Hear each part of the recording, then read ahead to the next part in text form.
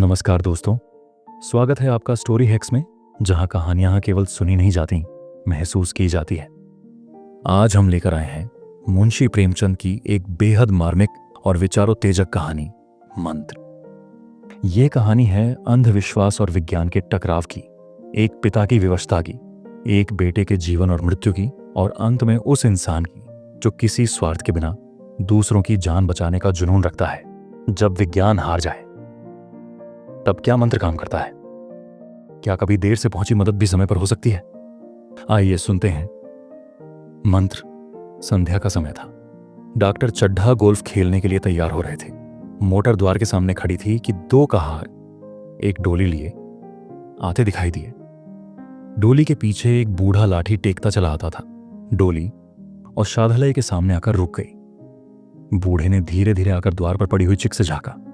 ऐसी साफ सुथरी जमीन पर पैर रखते हुए भय हो रहा था कि कोई घुड़क न बैठे। डॉक्टर साहब को खड़े देखकर भी उसे कुछ कहने का साहस न हुआ। डॉक्टर साहब ने चिक के अंदर से गरज कर कहा, कौन है, क्या चाहता है? डॉक्टर साहब ने हाथ जोड़कर कहा, हुजूर, बड़ा गरीब आदमी हूं, मेरा लड़का कई दिन से। डॉक्टर साहब ने सिगार जलाकर कहा, कल सवेरे आओ, कल सवेरे, हम इस वक्त मरीजों को नहीं देखते। बूढ़े ने घुटने टेककर जमीन पर सिर रख दिया और बोला, दुहाई है सरकार की, लड़का मर जाएगा। हुजूर, 4 दिन से आंखें नहीं खोली। डॉक्टर चड्ढा ने कलाई पर नजर डाली। केवल 10 मिनट समय और बाकी था। गोल्फ स्टिक खूंटी से उतारने हुए बोले, कल सवेरे आओ, कल सवेरे, यह हमारे खेलने का समय है। बूढ़े ने पगड़ी उतारकर चौखट पर रख दी और रोकर बोला, हुजूर, एक निगाह देख ले, बस एक निगाह। लड़का हाथ से चला जाएगा हुजूर। 7 लड़कों में यही एक बच रहा है हुजूर। हम दोनों आदमी रो रो कर मर जाएंगे सरकार। आपकी बढ़ती हुए दीनबंधु। ऐसे उजड़ देहाती यहां प्राय रोज आया करते थे। डॉक्टर साहब उनके स्वभाव से खूब परिचित थे। कोई कितना ही कुछ कहे पर वे अपनी ही रट लगाते जाएंगे, किसी की सुनेंगे नहीं। धीरे से चिक उठाई और बाहर निकलकर मोटर की तरफ चले। बूढ़ा ये कहता हुआ उनके पीछे दौड़ा, सरकार, बड़ा धर्म होगा। हुजूर, दया कीजिए, बड़ा दिन दुखी हूं, संसार में कोई और नहीं है बाबूजी। मगर डॉक्टर साहब ने उसकी ओर मुंह फेर कर देखा तक नहीं। मोटर पर बैठकर बोले, कल सवेरे आना। मोटर चली गई। बूढ़ा कई मिनट तक मूर्ति की भांति निश्चल खड़ा रहा।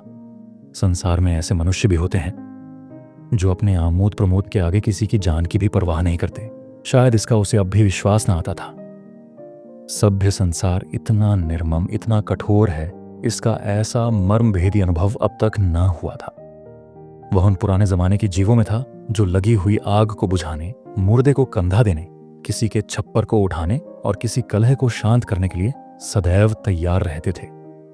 जब तक बूढ़े को मोटर दिखाई दी, वह खड़ा टकटकी लगाए उस ओर ताकता रहा। शायद उसे अब भी डॉक्टर साहब के लौट आने की आशा थी।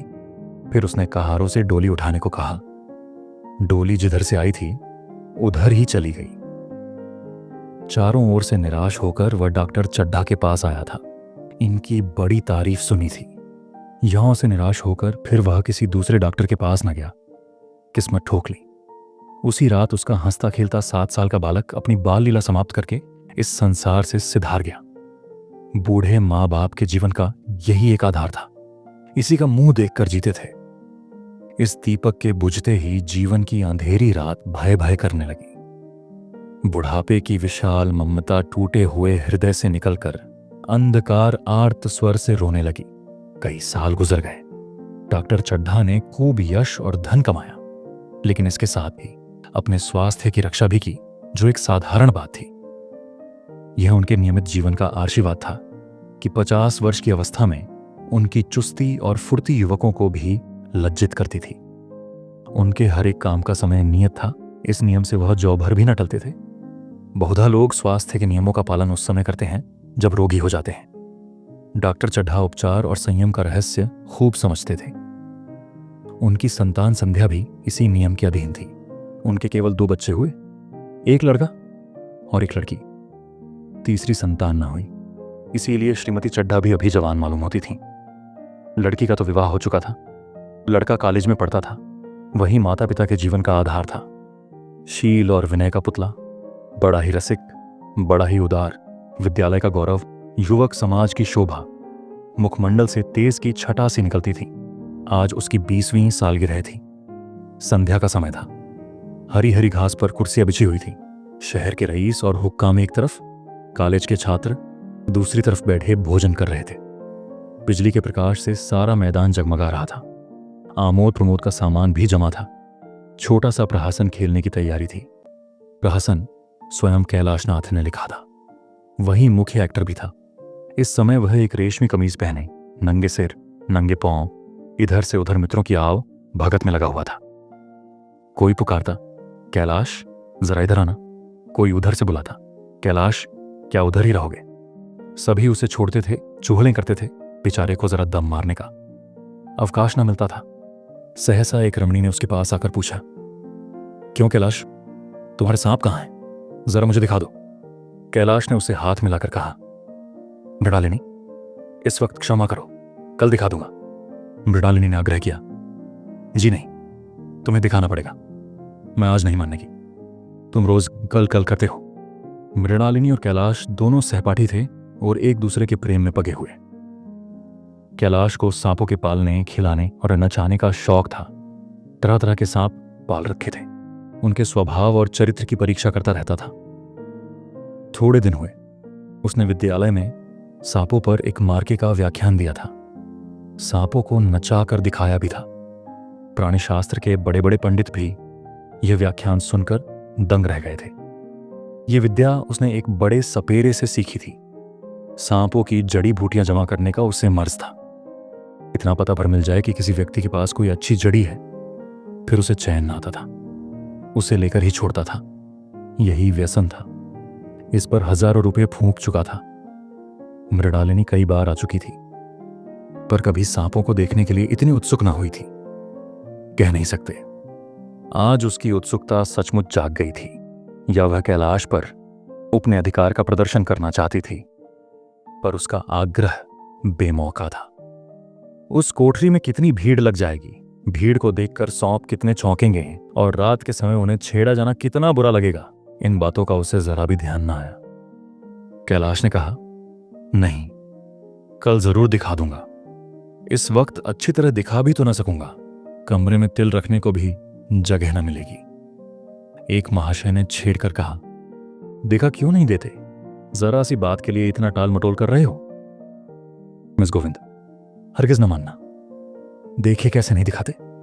दूसरे महाशय ने और रद्दा चढ़ाया, मिस गोविंद इतनी सीधी और भोली है, तभी आप इतना मिजाज करते हैं। दूसरे सुंदरी होती तो इसी बात पर बिगड़ खड़ी होती। तीसरे साहब ने मजाक उड़ाया, अजी बोलना छोड़ देती।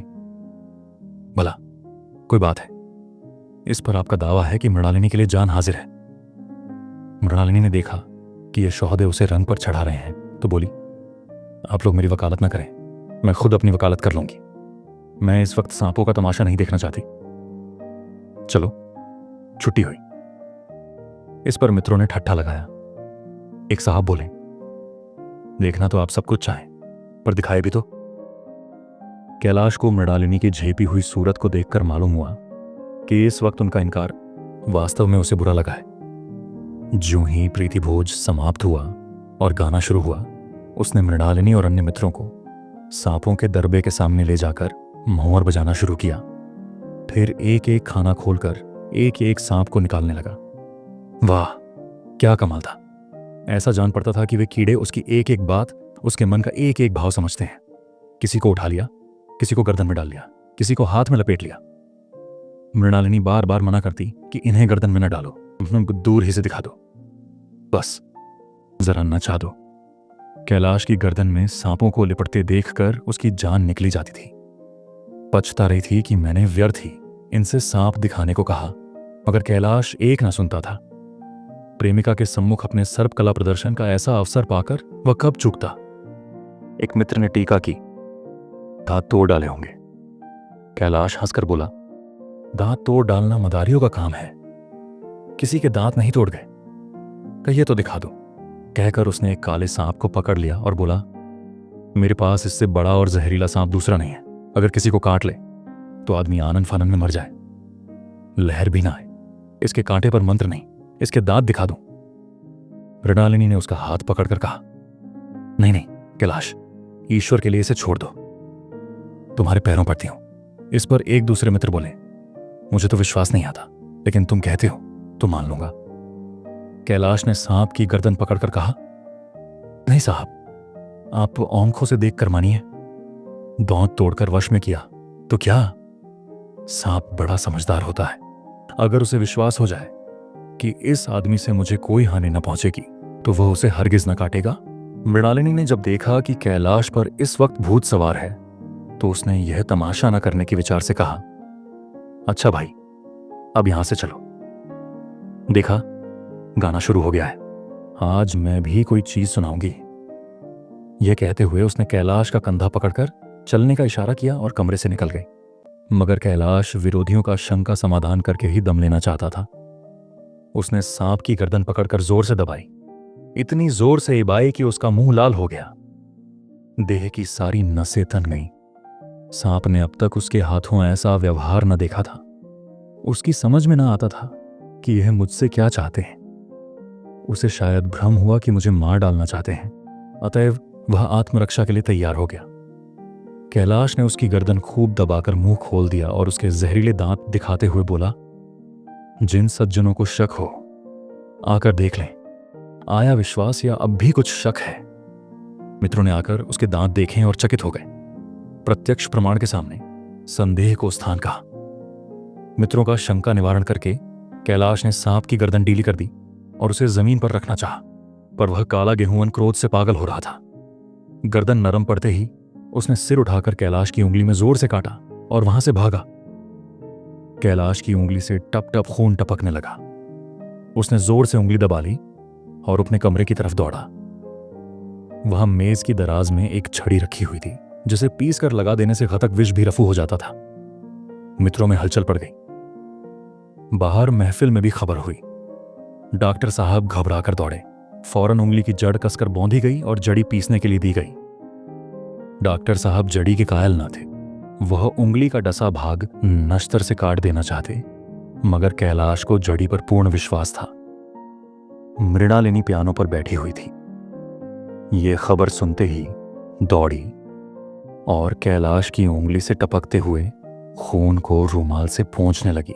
जड़ी पीसी जाने लगी, पर उसी 1 मिनट में कैलाश की आंखें झपकने लगीं, ओठों पर पीलापन दौड़ने लगा, यहां तक कि वह खड़ा न रह सका।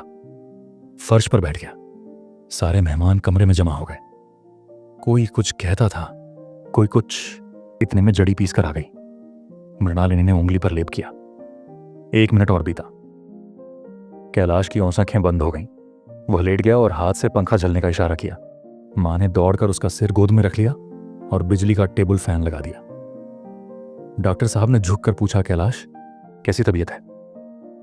कैलाश ने धीरे से हाथ उठा लिए, पर कुछ बोल न सका। मृणालिनी ने करुण स्वर में कहा, क्या जड़ी कुछ असर न करेंगी? डॉक्टर साहब ने सिर पकड़कर कहा, क्या बतलाऊं, मैं इसकी बातों में आ गया।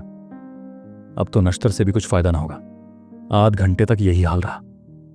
कैलाश की दशा प्रतिक्षण बिगड़ती जाती थी, यहां तक कि उसकी आंखें पथर आ गई, हाथ पांव ठंडे पड़ गए, मुख की कांति मलिन पड़ गई, नाड़ी का कहीं पता नहीं।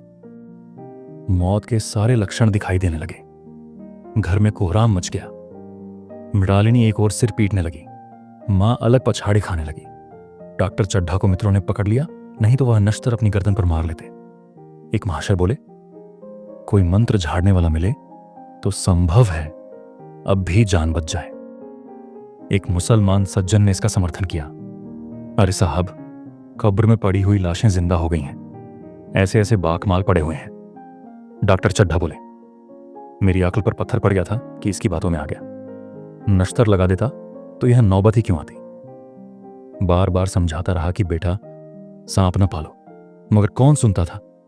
बुलाइए, किसी झाड़ फूक करने वाले ही को बुलाइए।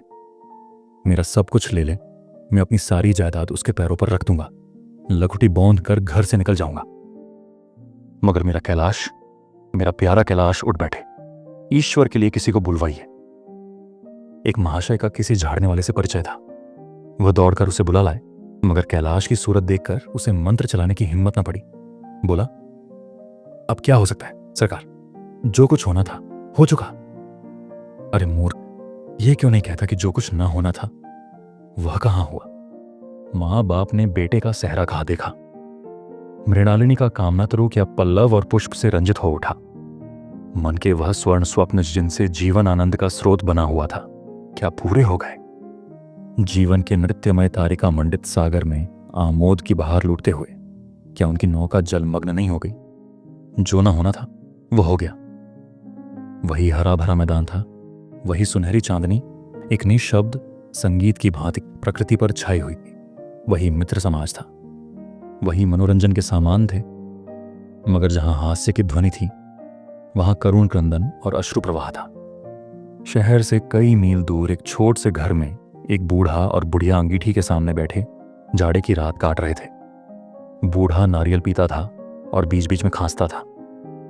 बुढ़िया दोनों घुटनियों में सिर डाले आग की ओर ताक रही थी। एक मिट्टी के तेल की कुप्पी ताक पर जल रही थी। घर में न चारपाई थी न बिछौना।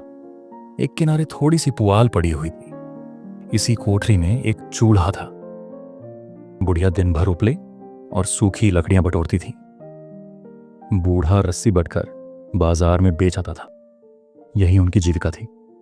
उन्हें न किसी ने रोते देखा न हंसते। उनका सारा समय जीवित रहने में कट जाता था। मौत द्वार पर खड़ी थी, रोने या हंसने की कहां फुर्सत। बुढ़िया ने पूछा, कल के लिए सन तो है नहीं, काम क्या करोगे? जाकर झगड़ू सा से 10 सेर सन उधार लाऊंगा। उसके पहले के पैसे तो दिए ही नहीं, और उधार कैसे देगा? न देगा न सही। घास तो कहीं नहीं गई। दोपहर तक क्या 2 आने की भी न काटूंगा। इतने में एक आदमी ने द्वार पर आवाज दी, भग भग, क्या सो गए? जरा किवाड़ खोलो। भगत ने उठकर किवाड़ खोल दिए। एक आदमी ने अंदर आकर कहा, कुछ सुना? डॉक्टर चड्ढा बाबू के लड़के को सौंप ने काट लिया। भगत ने चौंक कर कहा, चड्ढा बाबू के लड़के को? वही चड्ढा बाबू है ना जो छावनी में बगले में रहते हैं? हाँ हाँ भाई, शहर में हल्ला मचा हुआ है। जाते हो तो जाऊं, आदमी बन जाओगे। बूढ़े ने कठोर भाव से सिर हिलाकर कहा, मैं नहीं जाता, मेरी बुला जाए। वही चड्ढा है, खूब जानता हूं। भैया लेकर उन्हीं के पास गया था। खेलने जा रहे थे। पैरों पर गिर पड़ा कि एक नजर देख लीजिए, मगर सीधे मुंह से बात तक न की। भगवान बैठे सुन रहे थे। अब जान पड़ेगा कि बेटे का गम कैसा होता है। कई लड़के हैं। नहीं जी, यही तो एक लड़का था। सुना है सबने जवाब दे दिया है। भगवान बड़ा कारसाज है। उस वक्त मेरी आंखें से आंसू निकल पड़े थे, पर उन्हें तनिक भी दया न आई थी। मैं तो उनके द्वार पर होता तो भी बात न पूछता। तो ना जाओगे? हमने जो सुना था सो कह दिया।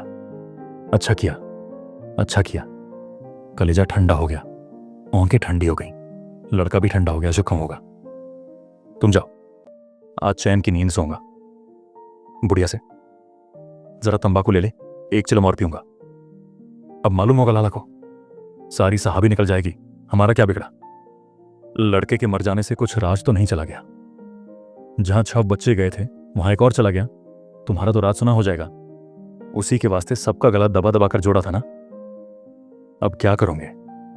एक बार देखने जाऊंगा, पर कुछ दिन बाद मिजाज का हाल पूछूंगा।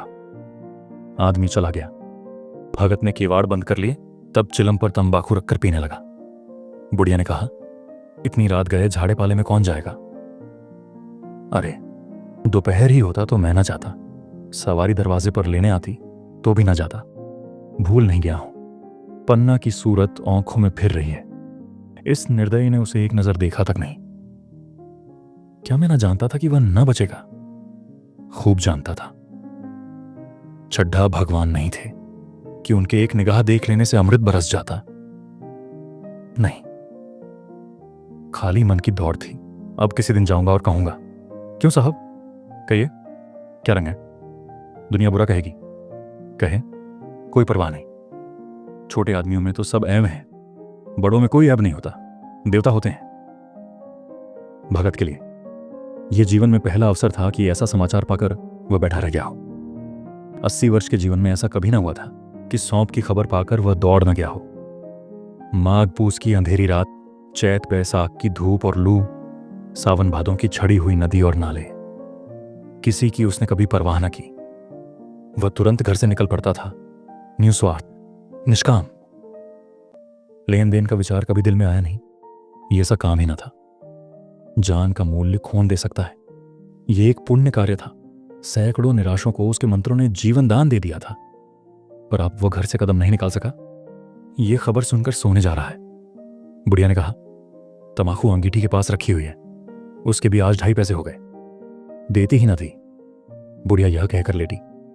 बूढ़े ने कुप्पी बुझाई, कुछ देर खड़ा रहा, फिर बैठ गया, अंत को लेट गया। पर यह खबर उसके हृदय पर बोझे की भांति रखी हुई थी।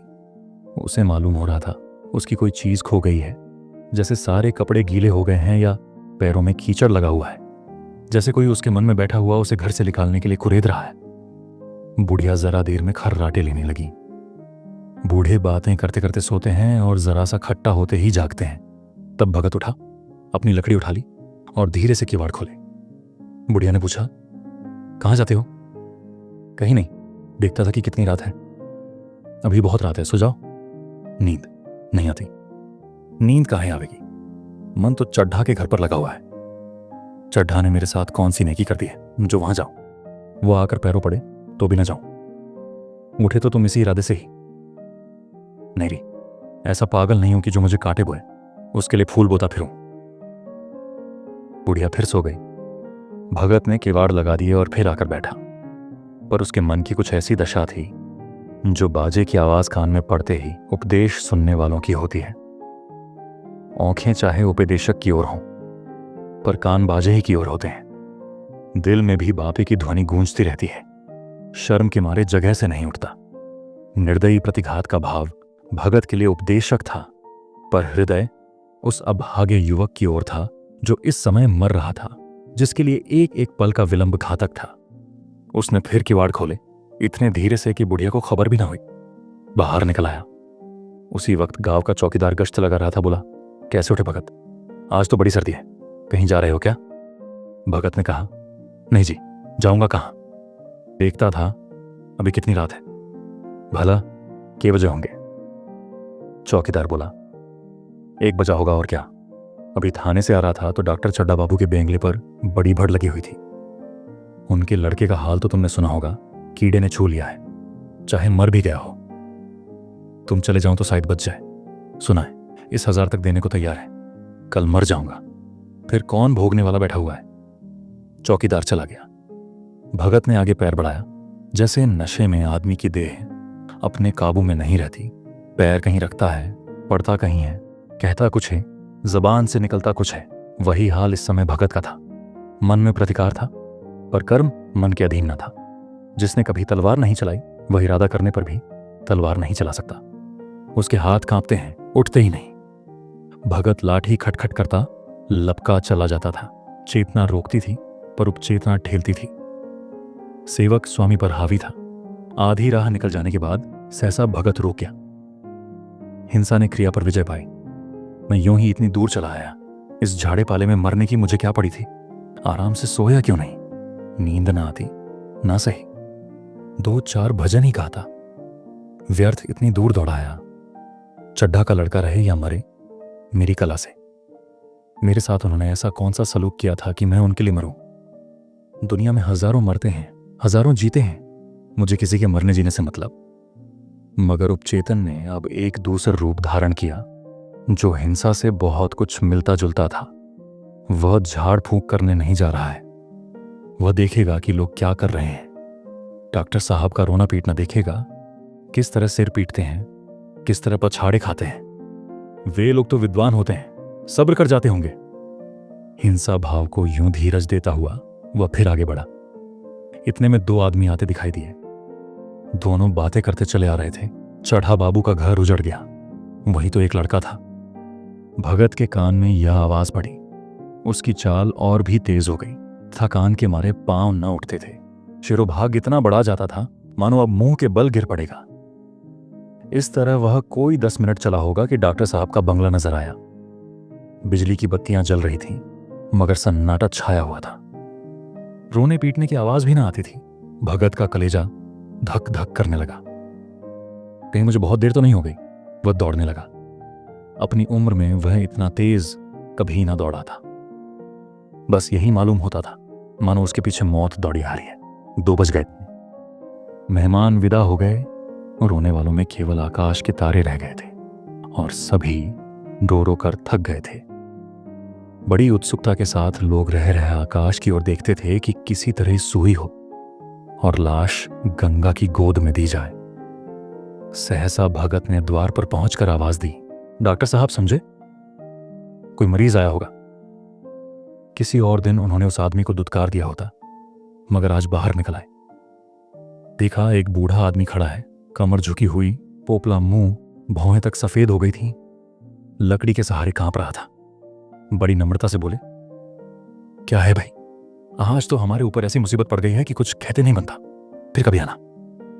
इधर 1 महीने तक तो शायद मैं किसी भी मरीज को ना देख सकूंगा। भगत ने कहा, सुन चुका हूं बाबूजी, इसीलिए आया हूं।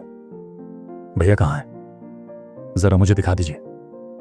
भगवान बड़ा कारसाज है, मुर्दे को भी जला सकता है, कौन जाने अब भी उसे दया आ जाए। चढ़ा ने विथित स्वर से कहा, चलो देख लो, मगर 3-4 घंटे हो गए, जो कुछ होना था हो चुका। बहुत देर झाड़ने फूकने वाले देख देख कर चले गए। डॉक्टर साहब को आशा तो क्या होती, हाँ बूढ़े पर दया आ गई। अंदर ले गए। भगत ने लाश को 1 मिनट तक देखा, तब मुस्कुराकर बोला, अभी कुछ नहीं बिगड़ा है बाबूजी, ये नारायण चाहेंगे तो आध घंटे में भैया उठ बैठेंगे। आप नाहक दिल छोटा कर रहे हैं, जरा कहारों से कहिए पानी तो भरें। कहारों ने पानी भर भर कर कैलाश को नहलाना शुरू किया। पाइप बंद हो गया था। कहारों की संख्या अधिक न थी, इसलिए मेहमानों ने अहाते के बाहर के कुएनम से पानी भर भर कर कहारों को दिया। मृणालिनी कलासा लिए पानी ला रही थी। बूढ़ा भगत खड़ा मुस्कुरा मुस्कुरा कर मंत्र पढ़ रहा था, मानो विजय उसके सामने खड़ी है। जब एक बार मंत्र समाप्त हो जाता, वह एक जड़ी कैलाश के सिर पर डाले गए और न जाने कितनी बार भगत ने मंत्र फूंका। आखिर जब ऊषा ने अपनी लाल लाल आंखें खोली तो कैलाश की भी लाल लाल आंखें खुल गई। एक क्षण में उसने अंगड़ाई ली और पानी पीने को मांगा। डॉक्टर चड्ढा ने दौड़कर नारायणी को गले लगा लिया। नारायणी दौड़कर भगत के पैरों पर गिर पड़ी और मृणालिनी कैलाश के सामने खो में आंसू भरे पूछने लगी, अब कैसी तबीयत है। एक क्षण में चारों तरफ खबर फैल गई। मित्रगण मुबारकबाद देने आने लगे। डॉक्टर साहब बड़े श्रद्धा भाव से हर एक के यहाँ सामने भगत का यश गाते फिरते थे। सभी लोग भगत के दर्शनों के लिए उत्सुक हो उठे, मगर अंदर जाकर देखा तो भगत का कहीं पता न था। नौकरों ने कहा, अभी तो यहीं बैठे चिलम पी रहे थे, हम लोग तमाकू देने लगे तो नहीं ली, अपने पास से तमाकू निकालकर भरी। यहां तो भगत की चारों ओर तलाश होने लगी और भगत लपका हुआ घर चला जा रहा था कि बुढ़िया के उठने से पहले पहुंच जाऊं। जब मेहमान लोग चले गए तो डॉक्टर साहब ने नारायणी से कहा, बूढ़ा न जाने कहां चला गया, एक चिलम तमाकू का भी रवादार ना हुआ। नारायणी, मैंने तो सोचा था इससे कोई बड़ी रकम दूंगी। चढ़ा, रात को तो मैंने नहीं पहचाना, पर जरा साफ हो जाने पर पहचान गया। एक बार यह एक मरीज को लेकर आया था। मुझे अब याद आता है कि मैं खेलने जा रहा था और मरीज को देखने से इनकार कर दिया था। आप उस दिन की बात याद करके मुझे जितनी ग्लानि हो रही है उसे प्रकट नहीं कर सकता। मैं उसे अब खोज निकालूंगा और उसके पैरों पर गिरकर अपना अपराध क्षमा कराऊंगा। वह कुछ लेगा नहीं, यह जानता हूं। उसका जन्म यश की वर्षा करने ही के लिए हुआ है। उसकी सज्जनता ने मुझे ऐसा आदर्श दिखा दिया है जो अब से जीवन पर्यंत मेरे सामने रहेगा। तो दोस्तों, आपने सुनी मुंशी प्रेमचंद की कहानी मंत्र। इस कहानी में जहां एक ओर डॉक्टर चड्ढा का अभिमान दिखता है, वहीं दूसरी ओर एक गरीब भगत की सच्ची सेवा भावना और उसकी शक्ति झलकती है। मंत्र केवल एक शब्द नहीं, बल्कि उस विश्वास का नाम है जो निस्वार्थ सेवा में छुपा होता है। और यही भरोसा एक मृतप्राय जीवन को लौटा लाता है, बिना किसी कीमत, बिना किसी शर्त। अगर इस कहानी ने आपको छू लिया हो तो इसे जरूर शेयर करें और सब्सक्राइब करें स्टोरी हैक्स, जहां हर शब्द में एक आत्मा बसती है। फिर मिलेंगे एक और कहानी के साथ। तब तक के लिए धन्यवाद और नमस्कार।